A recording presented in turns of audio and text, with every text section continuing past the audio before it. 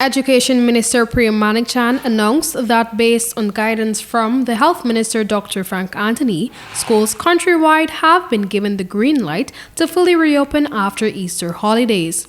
However, this is dependent on the COVID-19 vaccination situation of the population during the month of March. So the recommendation is actually that as quickly as we can, we go back into the classrooms for all levels.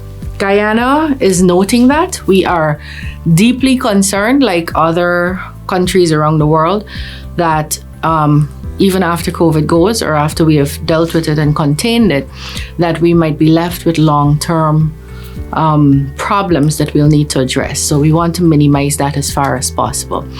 During March 2020, all classrooms will remain closed with the exceptions of grades 10, 11, and 12. Schools were closed since March 2020 owing to the coronavirus pandemic from the vast majority of learners. The CSEC and Cape cohort returned to school last October.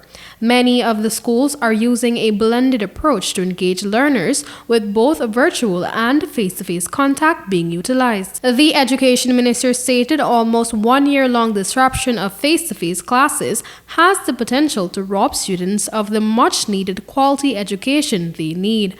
Many students may opt or be forced to drop out of schools, the Education Minister said. She stated that this scary phenomenon highlighted the critical need for students to return to the classrooms.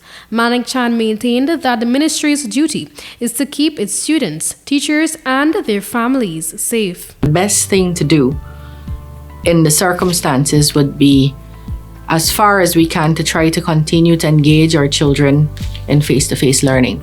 The research suggests that the longer schools stay closed, the more long-term disadvantages we'll have. Meanwhile, with the reopening of schools on the horizon, Nightly News reached out to the Guyana Teachers Union President Mark Light to get his take.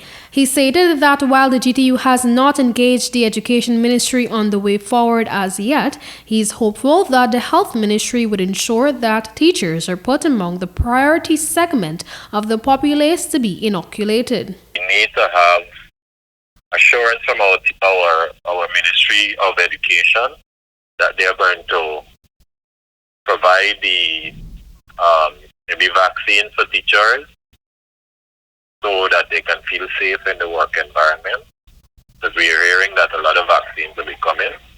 So that would be one of the conditions that we like to see met. Frontline health workers have been the first to receive the COVID-19 vaccines. The elderly and those with comorbidities are slated to benefit from the second tranche expected soon. For the HGP Nightly News, Amel Griffith.